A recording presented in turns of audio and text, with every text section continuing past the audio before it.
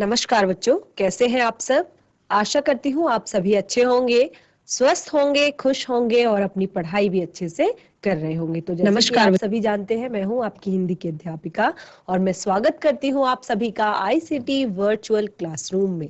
और आज हम यहाँ पर एकत्रित हुए हैं पढ़ने के लिए क्लास 9th की हिंदी। क्लास 9th की हिंदी में काफी टाइम से हम अपने व्याकरण का जो भाग है उसे पढ़ रहे हैं और व्याकरण में हमने पिछले सेशन में स्टार्ट किया था वाक्य विचार।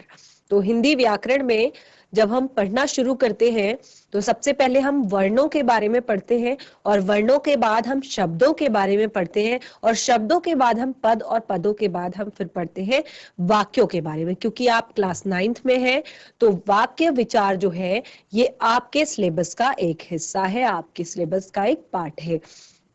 यानी कि आप आज वाक्यों के विषय में पढ़ेंगे। तो वाक्य क्या होते हैं? किसी भी शब्दों के सार्थक समूह को वाक्य कहते हैं। अर्थात जब हम शब्दों को सार्थक क्रम में व्यवस्थित करते हैं और इससे एक अर्थ स्पष्ट होता है, एक अर्थ निकलता है, तो उसी सेंटेंस को, उसी को हम वाक्य कहते हैं।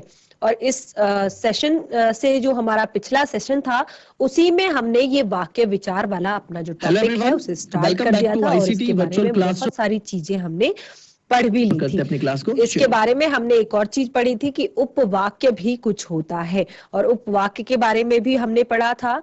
और उसके बाद हमने वाक्य के दो भाग भी पढ़े थे कि कौन कौन से दो भाग होते हैं वाक्य के। सबसे पहले उद्देश्य और दूसरा विधेय। उद्देश्य अर्थात जिसके बारे में हम बात कर रहे हैं, विधेय अर्थात जो हम बात कर रहे हैं। तो आज हम इसी टॉपिक को आगे कंटिन्यू करेंगे। आप सभी बच्चे बिल्कुल ध्यान से सुनेंगे, समझने की कोशिश करेंगे और कॉपी पेन पेंसिल लेकर बैठेंगे। साथ के साथ इसे अपनी कॉपी में भी इसी तरह लिखेंगे। तो चलते हैं स्मार्ट बोर्ड की तरफ, शुरू करते हैं आज का सेशन।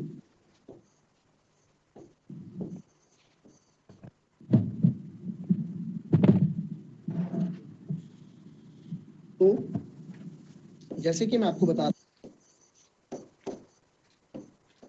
तो जैसे कि मैंने आप लोग को बताया, हम वाक्य के बारे में पिछले सेशन से ही पढ़ते हुए आ रहे हैं और मैंने आपको बहुत सारे एग्जाम्पल्स भी इसके दिए थे वाक्यों के, कि जैसे अमित विद्यालय जा रहा है, शशांक पढ़ रहा है और सभी जानते हैं कि प्रीति अच्छी लड़की है, तुम परिश्रम करते तो अवश्य सफल होते। अर्थात यहाँ पर आपको बहुत सारे ऐसे शब्द और ऐसे शब्द समूह मिलेंगे जो कि पूर्ण रूप से हमें, जिससे अर्थ पता चल रहा है, जिसका अर्थ हमें पूर्ण रूप से समझ में आ रहा है। और ऐसे ही शब्द समूहों को, ऐसे ही शब्दों के समूह को जो पूर्ण रूप से अर्थ प्रकट कर रहे हो, अर्थात जैसे कि मैं आपको बता रहा था रूप से निकल रहा हो, उसे वाक्य कहते हैं। ये हमने बताया था। और एक और चीज जैसे कि मैं आपको बता रहा था कि मैं क्या उपवाक्य, ये हमने एक और हेडिंग पढ़ी थी अपने पिछले सेशन में, उपवाक्य। और उपवाक्य मैंने कहा था कि जिन क्रिया युक्त पदों से आंशिक भाव व्यक्त होता है, क्योंकि ये है उपवाक्य। उपवाक्य अर्थात जो, देखिए उपवाक्य के भी दो भेद मैंने यहाँ पे आपको बताया था कि एक तो प्रधान उपवाक्य होते हैं, एक आश्रित उपवाक्य होते हैं। और उपवाक्य क्या होते हैं? जिन क्रियापदों से आंशिक भाव व्यक्त होते हैं, यानी कि थोड़ा बहुत भाव जैसे व्यक्त होते हैं। जैसे यदि मैं जाता, यदि वह लिखता, यदि मैं करता, यदि मैं खाता, यदि वह जाता, इस तरह के जो शब्द हैं, अर्थात जो आंशिक रूप से भाव व्यक्त करते हैं, उन्हें हम उपवाक्य कहते हैं। और उपवाक्य के दो भेद हमने पढ़े थे। कौन कौन से दो भेद पढ़े थे उपवाक्य के? अगर किसी को याद हो तो, जिसने पिछले सेशन में भी क्लास अटेंड की थी, प्रधान उपवाक्य और दूसरा आपका था आश्रित उपवाक्य। देखिए पिछले वाले क्वेश्चन में कि मैंने क्या बोला कि भाई देखो, इस पे आ जाओ पहले, px, तो इसके बाद हमने दोनों को परिभाषित किया था। क्या है परिभाषा पढ़ी थी कि जो फाइंड आउट करना है। तो जीरो पॉलीनोमियल जब हम फाइंड आउट अलग भी अगर लिखा जाए ठीक है। अगर हम उसको अलग भी लिख दें तो क्या होता है, वो किसी दूसरे पर आश्रित नहीं होता है। जहां पर उसको अगर हम अलग से भी लिख दें तो वो दूसरे पर आश्रित नहीं होता है। इसी को क्या कहते हैं, इसी को प्रधान उपवाक्य कहते हैं। अर्थात ये वाक्य वाक्य में सबसे ज्यादा अधिक महत्वपूर्ण होता है प्रधान उपवाक्य। ठीक है, तो उसके बाद आश्रित उपवाक्य के बारे में पढ़ा था। क्या होता है आश्रित उपवाक्य, जो उपवाक्य प्रधान उपवाक्यों के बिना अपना पूरा अर्थ नहीं दे पाते हैं। क्योंकि जैसे कि इसके नाम से ही हमें पता चल रहा है, आश्रित उपवाक्य अर्थात ये आश्रित है किस पर, प्रधान उपवाक्य पर। अर्थात ये तब तक अपना पूरा अर्थ नहीं दे पाते हैं जब तक कि ये प्रधान उपवाक्य से ना जुड़ जाए। तो इसीलिए इन्हें आश्रित उपवाक्य हमने कहा था। और इसके मैंने आपको एग्जाम्पल्स भी लिखवाए थे कि मैं नहीं जानता कि वह कैसा आदमी है। मैं नहीं जानता, ये प्रधान उपवाक्य है। वह कैसा आदमी है, ये क्या है, आश्रित उपवाक्य है। ठीक है, तो ये हमने पिछले सेशन में पढ़ा था। और आगे बढ़े थे, हमने पढ़ा था वाक्य के घटक। वाक्य के घटक भी हम अपने पिछले सेशन में पढ़ चुके थे। और वाक्य के घटकों में मैंने दो आपको घटक बताए थे वाक्य के, मुख्य रूप से उद्देश्य एवं विधेय। और उद्देश्य और विधेय के बारे में मैंने आपको बताया था। उद्देश्य, जिस वाक्य में जिस व्यक्ति या वस्तु के विषय में जो भी कहा जाए, उद्देश्य से ही आपको पता चल रहा है कि ये उद्देश्य है। अर्थात जो मेन टॉपिक है बात का, मेन एम जो है, मेन उद्देश्य जो है, जो बात का मेन टॉपिक है उसे हम उद्देश्य कहेंगे। चाहे वो अर्थात वाक्य में जिस भी व्यक्ति वस्तु विषय के बारे में बात हो रही है उसे हम उद्देश्य कहेंगे। जैसे राम बाजार जाता है, तो इसमें उद्देश्य क्या है, राम, क्योंकि राम ही बाजार जा रहा है।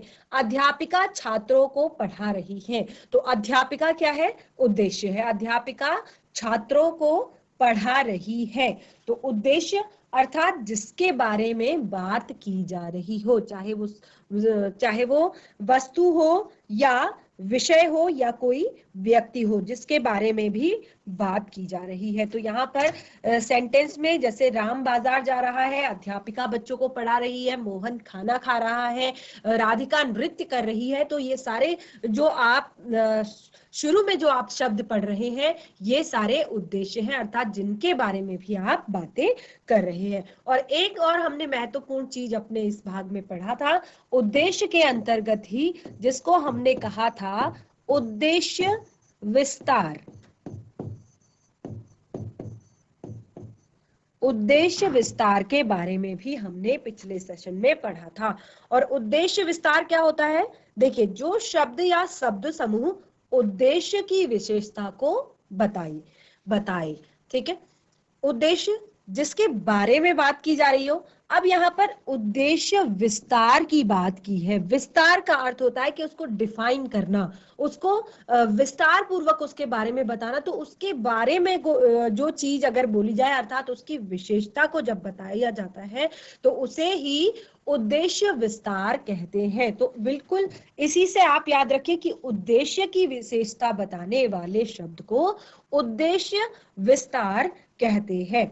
तो जैसे बालक दौड़ता है, ये मैंने बिल्कुल आपको सारी चीजें करवाई है पिछले सेशन में। बालक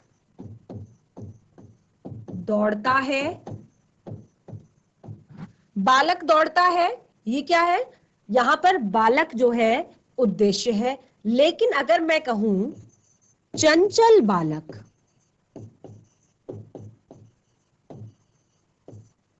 तो जो चंचल है यहां पर शब्द, ये है उद्देश्य विस्तार। बालक को डिफाइन कर रहा है, बालक के बारे में बता रहा है,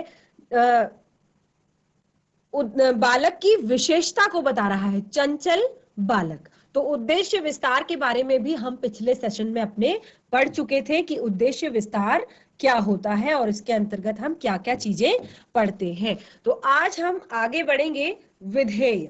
विधेय से स्टार्ट करेंगे। विधेय भी मैंने आपको शायद पिछले किसी सेशन में बताया था, लेकिन फिर से शुरू करते हैं। एक बार फिर से देख लीजिए। उद्देश्य अर्थात जिसके बारे में बात होती है, जैसे बालक दौड़ता है, ठीक है, यहाँ पर बालक क्या है, उद्देश्य है। तो आगे बढ़ेंगे। विधेय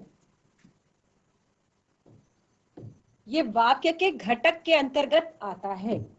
विधेय अगर आपने कॉपी में लिखा है पिछले सेशन में, तो आप बिल्कुल आगे यहीं से स्टार्ट करेंगे विधेय से, क्योंकि इससे पहले की सारी चीजें हम अपनी कॉपी में भी लिख चुके हैं। तो विधेय से हम स्टार्ट करेंगे। विधेय देखिए, वाक्य में उद्देश्य के विषय में जो कुछ भी कहा जाता है उसे विधेय कहते हैं, ठीक है। इसको लिख लीजिए। वाक्य में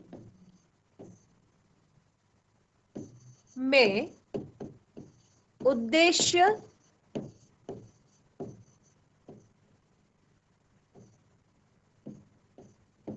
के विषय में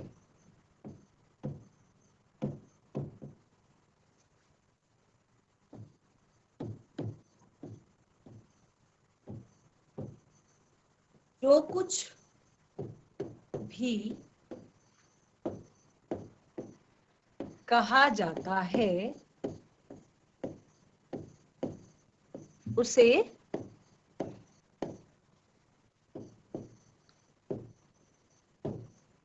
विधेय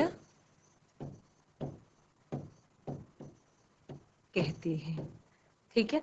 तो क्या मैंने आपको बताया कि वाक्य में जो भी हम उद्देश्य के विषय में कहते हैं, बिल्कुल सेम एग्जांपल मैं आपको यहां पर लिखूंगी। राम बाजार जाता है। राम बाजार जाता है। तो जैसे कि मैंने आपको बताया, राम जो है उद्देश्य है, क्योंकि राम के बारे में हम बात कर रहे हैं, तो राम उद्देश्य है। तो राम के बारे में क्या बात की जा रही है, राम के बारे में बात की जा रही है कि वो बाजार जाता है या बाजार जा रहा है। तो आगे का जो सेंटेंस है आपका, जो राम के बारे में आपकी बात की जा रही है, वो आपका विधेय है। अर्थात वाक्य में उद्देश्य के विषय में जो कुछ भी कहा जाता है उसे विधेय कहते हैं। तो ये आपका क्लियर हो गया। अब हम पढ़ेंगे एक और चीज, विधेय विस्तार। विधेय विस्तार, जैसे कि हमने उद्देश्य विस्तार पढ़ा था, बिल्कुल उसी तरह विधेय विस्तार। जैसे कि उद्देश्य की विशेषता को बताने वाले शब्दों को हमने उद्देश्य विस्तार कहा था, तो बिल्कुल ठीक उसी तरह विधेय की विशेषता बताने वाले शब्दों को हम कहेंगे विधेय विस्तार। जैसे इसको एक बार लिख लेंगे। विधेय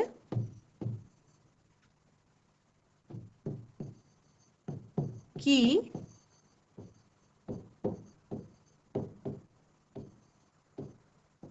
विशेषता बताने वाले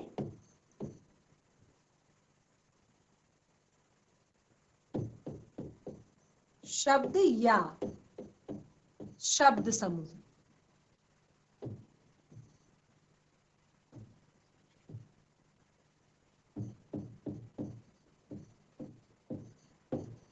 शब्द समूह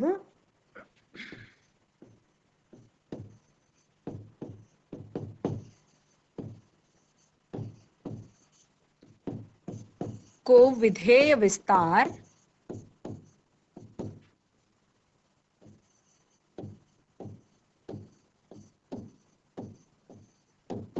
कहते हैं।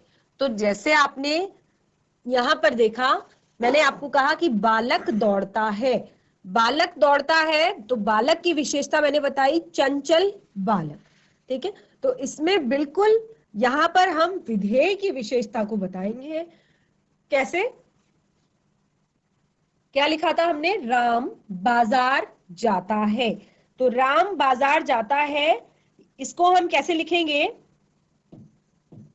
राम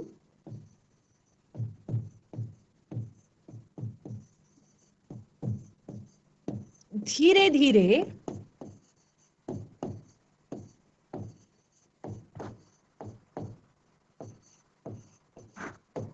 तो यहां पर जो धीरे धीरे शब्द है ये किसकी विशेषता को बता रहा है? उसके बाजार जाने की विशेषता को बता रहा है, ना कि राम की। अर्थात विधेय की विशेषता को बता रहा है जो ये धीरे धीरे शब्द है। तो विधेय विस्तार हमने उसी को कहा है जो कि विधेय की विशेषता को बताते हैं। तो इस तरह के बहुत सारे और भी सेंटेंसेस हो सकते हैं, और भी वाक्य हो सकते हैं जिसमें आपको इस तरह के शब्द देखने को मिलेंगे और आप बिल्कुल समझ जाएंगे कि इसमें सबसे पहले जब आप, क्योंकि अभी हम वाक्यों के बारे में पढ़ रहे हैं, तो हमें सबसे पहले वाक्यों को समझना, वाक्यों को जानना आना चाहिए। तो जब आप पहले एक सिंपल सेंटेंस को देखेंगे तो उसमें, सॉरी, एक वाक्य को देखेंगे तो आप उसमें देखेंगे अगर जिसके बारे में है आप समझ जाएंगे ये उद्देश्य है, जो बात की गई है वो विधेय है। और जो अगर किसी के जो करता है अर्थात जो उद्देश्य है, अगर उसकी विशेषता बताई गई है तो उसे उद्देश्य विस्तार कहेंगे। अगर काम की विशेषता को बताया है, अगर बात की विशेषता को बताया है तो उसे हम विधेय विस्तार कहेंगे। तो ये तो हमारा यहाँ पर ये जो टॉपिक है ये वाला, कौन सा वाला, वाक्य के घटक, ये हमारा कंप्लीट हो गया। तो अभी तक हमने वाक्य विचार में क्या क्या पढ़ा? उपवाक्य पढ़ा, उपवाक्य में हमने 2 वाक्य पढ़े, और उसके बाद हमने वाक्य घटक पढ़े। वाक्य के घटक में भी हमने 2 ही टॉपिक पढ़े। आगे बढ़ेंगे, वाक्य संरचना। अब वाक्यों की संरचना कैसे बनाई जाती है? वाक्य संरचना,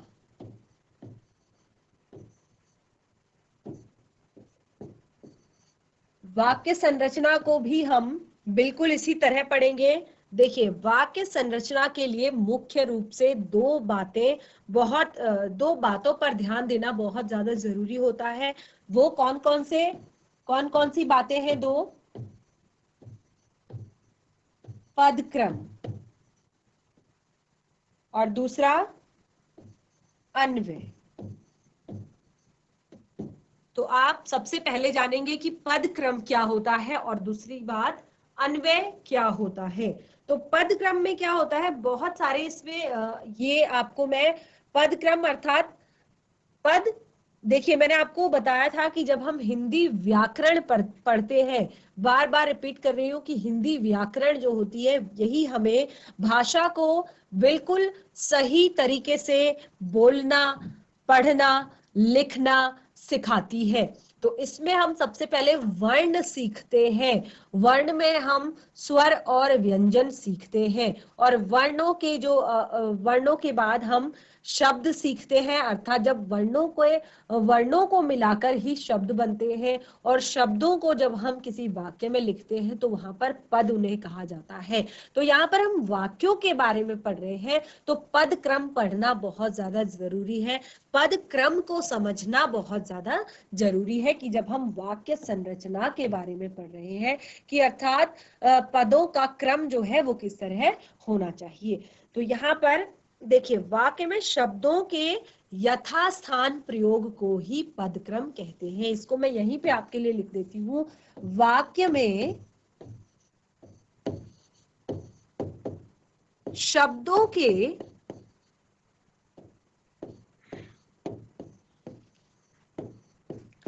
यथास्थान प्रयोग, अर्थात जहां पर उसका स्थान है,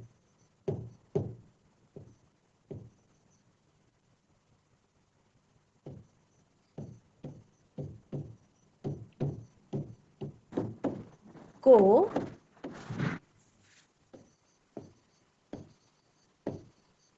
अब आप एक ही पंक्ति में इस बात को समझ गए होंगे कि पदक्रम क्या है।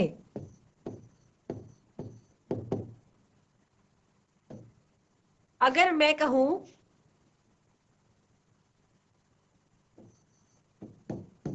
बालक कक्षा में पढ़ रहे हैं। तो आप देख रहे हैं इस वाक्य में 1, 2, 3, 4, 5, 6 पद हैं। ठीक है, पूरे वाक्य में 6 पद हैं। तो सबका जो प्रयोग है वो अपने यथास्थान पर हुआ है, जहां पर वो होने चाहिए। इस तरह हम अगर इसको हम पढ़ेंगे, बालक पढ़ रहे हैं कक्षा में, तो क्या इसका क्रम सही होगा? नहीं। तो अगर शब्दों को हम यथा क्रम में प्रयोग करते हैं, उनके यथा स्थान पर प्रयोग करते हैं कि जहां पर होना चाहिए वहां पर हम उन्हें प्रयोग करते हैं, तो उसको हम कहते हैं पदक्रम। तो इसी पदक्रम को समझना है। देखिए यहाँ पर पदक्रम संबंधी कुछ बातें मैं आप लोग को बताऊंगी। इसको आप पॉइंट वाइज भी नोट कर सकते हैं, क्योंकि ये वाक्य संरचना के बारे में बात कर रहे हैं। तो इसको आप इस तरह से 1, 2, 3, 4, 5 करके पॉइंट वाइज लिखेंगे, और फिर आगे हम अन्वय के बारे में पढ़ेंगे, तो उसको हम समझेंगे कि अन्वय क्या होता है। ठीक है, तो सबसे पहले पदक्रम के बारे में कुछ बातें पढ़ लेते हैं। देखिए, क्रियापद वाक्य के अंत में तथा कर्मपद और कर्ता जो है वो क्रिया के मध्य में होते हैं। तो सबसे पहले मैंने आपको क्या बताया कि क्रियापद, जो क्रियापद है अर्थात क्रिया है, जैसे खाना खा रहे हैं, गाना गा रहे हैं, तो जो क्रियापद है जहां पर क्रिया हो रही है उसको हमेशा वाक्य के अंत में लिखा जाता है। या खा रहे हैं खाना, ऐसे तो हम कभी नहीं लिखते, खाना खा रहे हैं। या गा रहे हैं गाना, तो ऐसे तो बिल्कुल नहीं लिखते, है ना। तो सबसे पहला पॉइंट लिखेंगे क्रियापद। क्रियापद अर्थात जहां पर आपको लगे कि इस शब्द में क्रिया हो रही है। आपको क्रिया के बारे में पता है ना कि क्रिया किसे कहते हैं? जिस शब्द से या शब्द समूह से आपको पता चले कि यहाँ पर कोई कार्य हो रहा है, तो उसे हम क्रिया कहेंगे। जैसे चलना, बोलना, खाना, लिखना, पढ़ना, सोना, गाना, है ना। तो इन शब्दों को हम क्या करेंगे? वाक्य के अंत में प्रयोग करेंगे। ठीक है, तो क्रियापद अर्थात ऐसे शब्द जो जिनसे हमें पता चले कि यहाँ पर क्रिया हो रही है, क्रियापदों को वाक्य के अंत में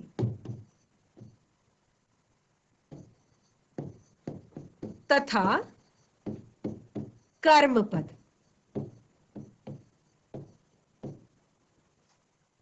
राधा नृत्य कर रही है। राधा जो है, अब आप 9th क्लास में हैं, थोड़ा बहुत चीजें आपको सेंटेंस वाक्य के बारे में पहले से पता है कि कर्ता क्या है, कर्म क्या है और क्रिया क्या है। तो राधा नृत्य कर रही है।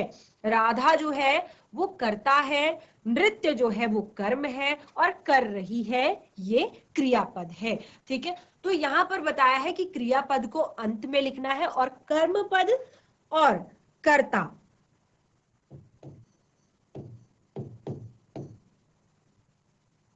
और क्रिया जो है वाक्य के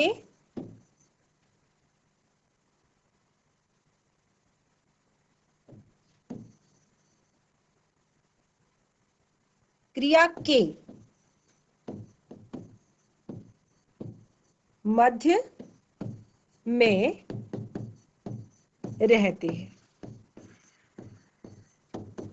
ठीक है, इस तरह से अगला पॉइंट भी है, संबंध कारक संबंधी शब्दों से पूर्व में रहता है, या प्रश्नवाचक पद प्रश्न के विषय से पूर्व लगाया जाता है। इस तरह के बहुत सारे जो इसके टॉपिक, इसकी पॉइंट्स हैं, इनको हम क्लियर करेंगे। आप इसको बिल्कुल इसी तरह से पढ़िए। तो बच्चों, आज की क्लास में हमने पिछले सेशन का थोड़ा बहुत रिवीजन किया और वाक्य संरचना के बारे में पढ़ना हमने शुरू किया है, और इसी को कंटिन्यू करेंगे हम अपने अगले सेशन में। मिलेंगे नए सेशन में, तब तक के लिए धन्यवाद। आपका दिन शुभ हो।